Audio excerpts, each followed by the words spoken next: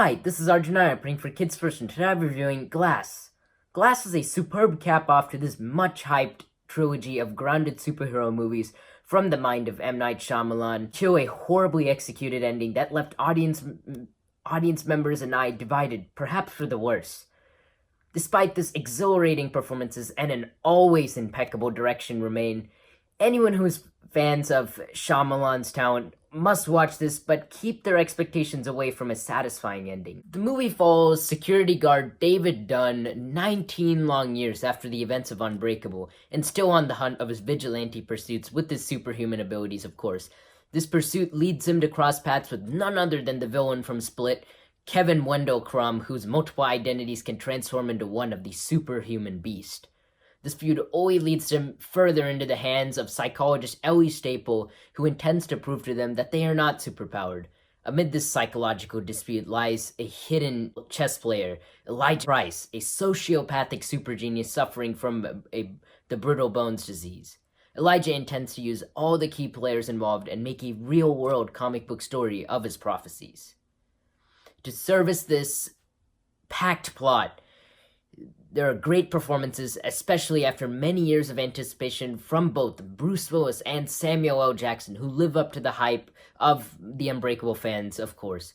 The movie picks up straight off of where Dunn's life left, and Willis returns with not only the same unique father-son dynamic from the aforementioned movie, but the same character study of what it means to be responsible with superpowers and keep being threatened by outside forces. Of course, Samuel L. Jackson is my favorite character as Elijah Price or Mr. Glass, and he returns strong, continuing of his search to belong with his intelligent will, despite having such over-the-top prophecies that refuses to step down with his disabilities. Such complex motives make him arguably Shyamalan's best character work.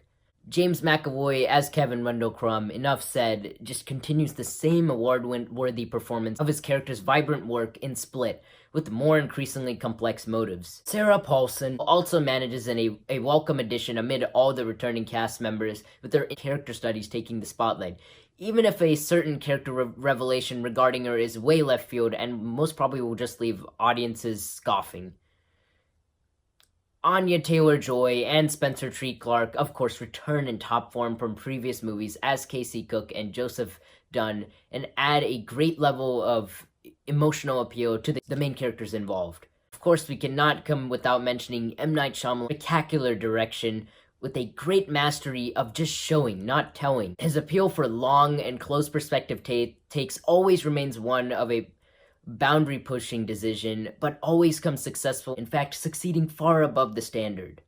Even if his writing, on the other hand, is far less satisfactory, despite this, he still remains an intelligible artist in directing.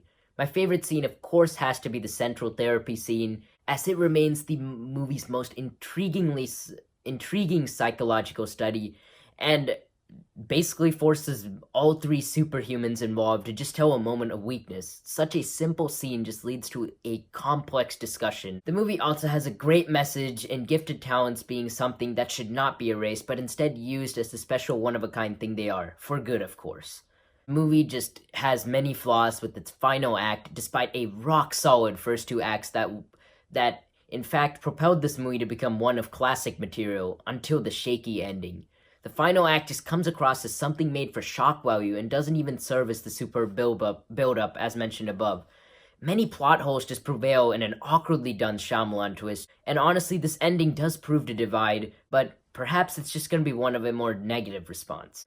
Due to this, I give the movie a 3.5 out of 5 stars and recommend it from ages 10 to 18 due to violence, brief bloody images, and language. This is Arjun N for Kids First. Thanks for watching. Elijah.